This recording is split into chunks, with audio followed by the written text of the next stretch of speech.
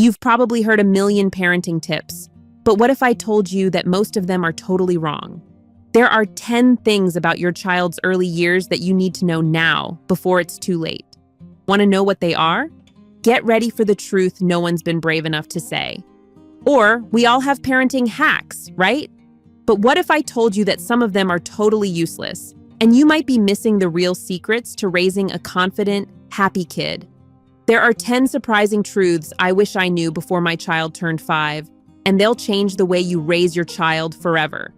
10. Your child won't remember much of these early years. Here's the truth. Your child will forget the first few years of their life. I know it's hard to believe, especially when you're in the middle of all those big moments, but science backs it up.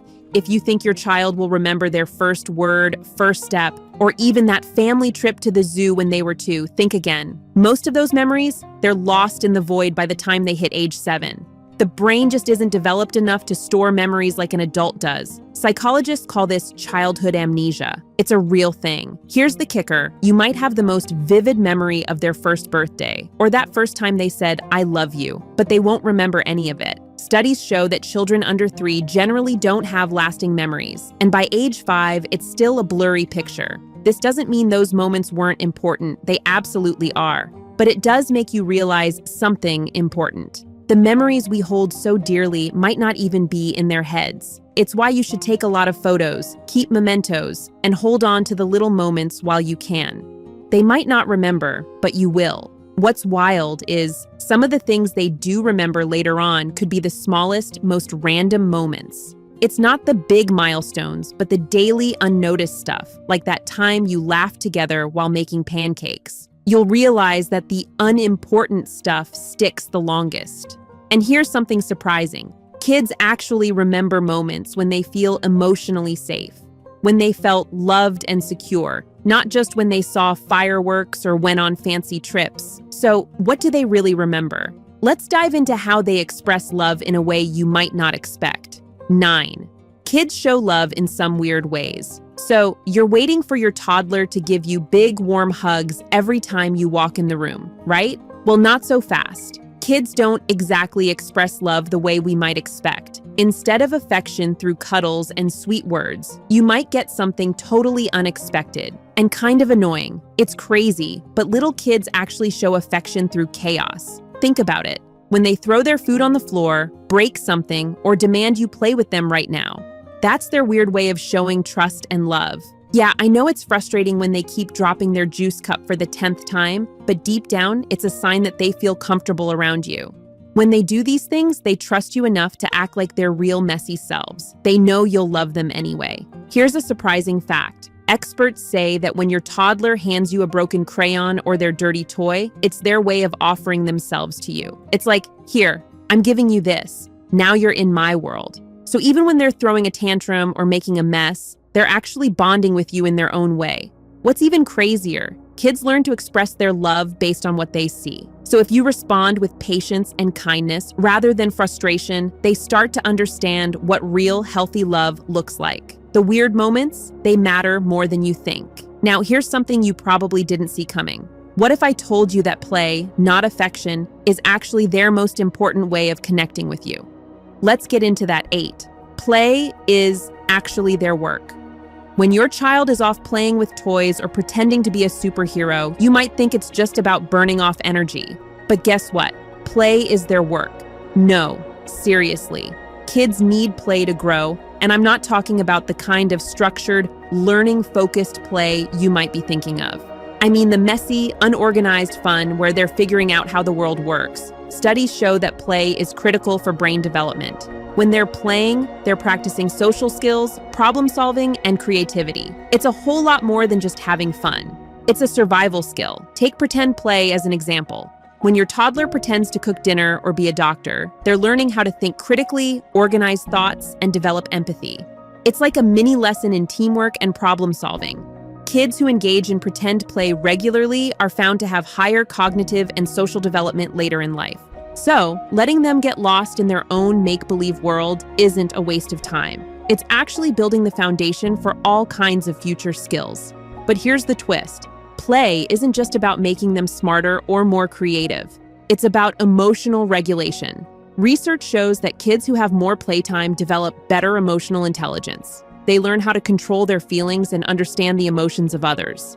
So that chaotic afternoon where they're playing pretend in the living room, that's shaping who they'll become as they grow up. It's hard to believe that something as simple as play could have such a huge impact, but it really does. Now, what if I told you that play could even help your child in school? It's coming up, so stay with me. 7. There's no one right way to parent. You know how everyone has an opinion on how you should raise your kid? Well, guess what? There's no one right way. And you know what? That's okay. Here's the deal. Every child is different, and that means what works for one kid might not work for another. The one-size-fits-all parenting advice you hear from your friends or family might sound good, but the truth is, it often doesn't apply. Take siblings, for instance. A firstborn child might respond well to strict discipline, while a secondborn could rebel against it. It's all about their personality. Researchers have found that the birth order can influence a child's behavior and how they respond to authority. Firstborns tend to be more conscientious, while younger siblings might be more creative and willing to take risks. But here's something you might not know. Even within the same family, kids with the same parents can have drastically different temperaments. One child might be super independent, while the other is clingier.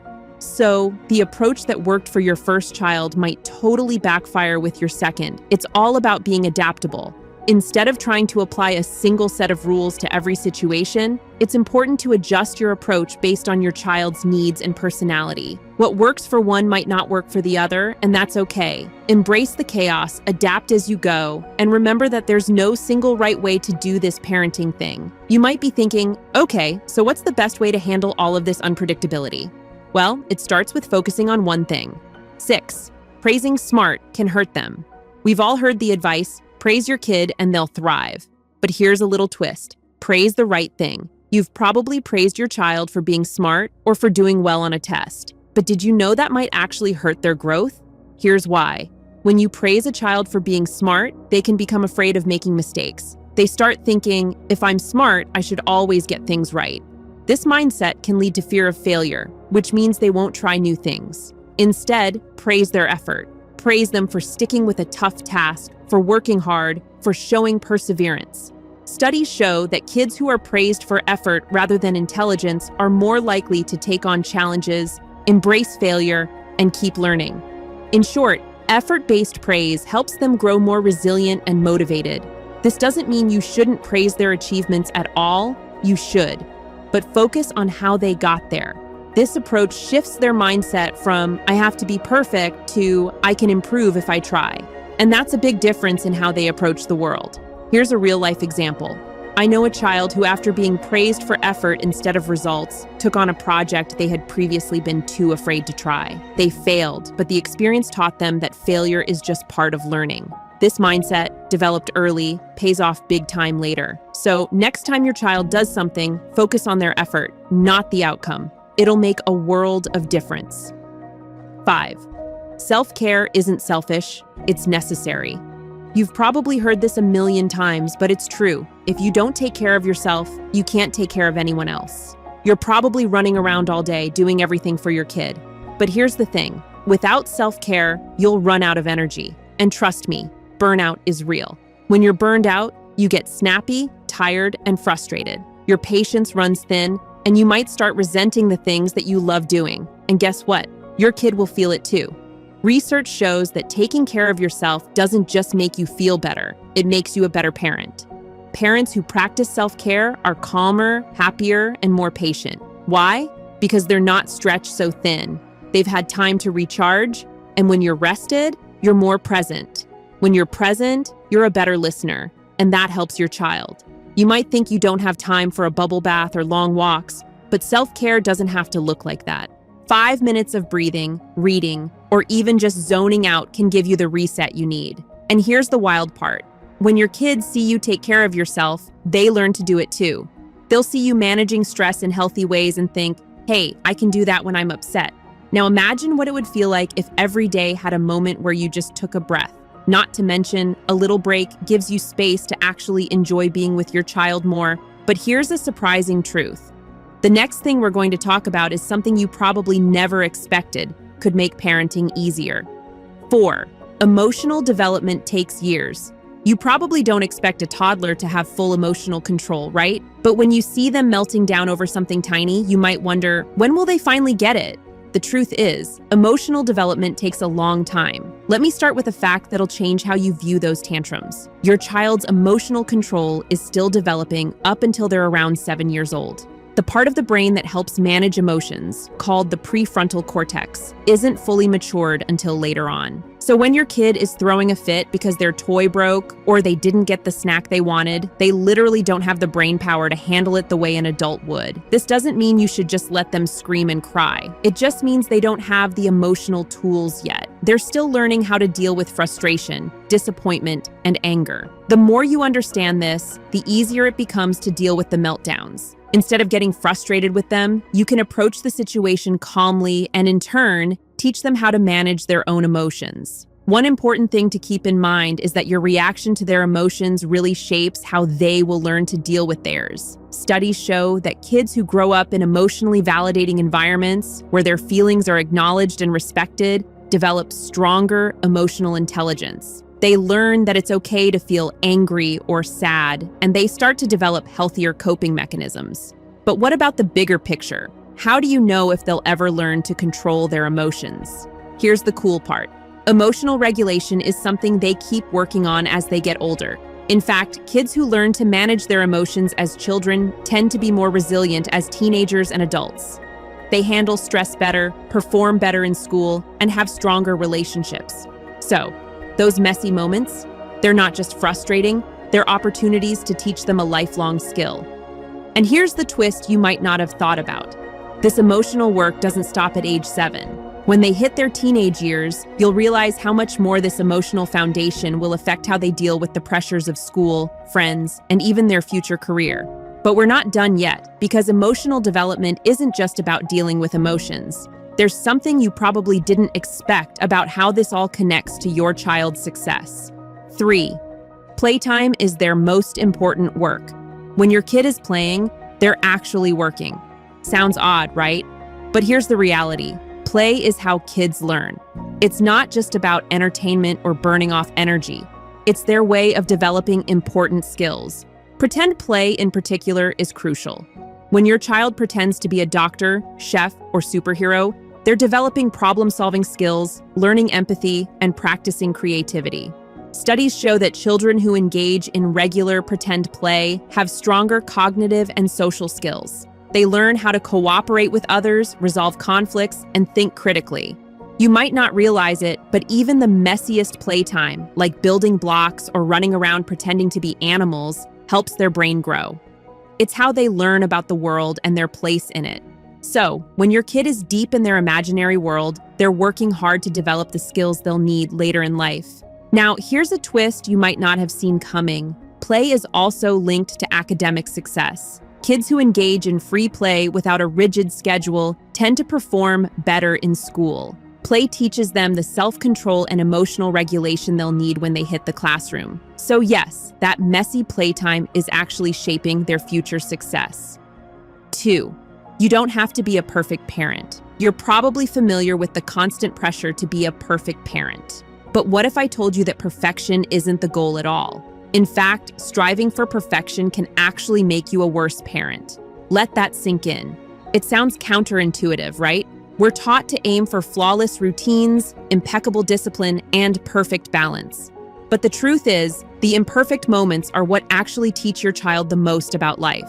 It's easy to fall into the trap of comparing yourself to other parents, but let's face it, nobody has it all together, no matter how polished their Instagram feed looks. That perfect mom with her smiling children and spotless home, she's probably just as stressed and tired as you are behind the scenes. What truly matters is showing up, being present, and accepting your own human imperfections.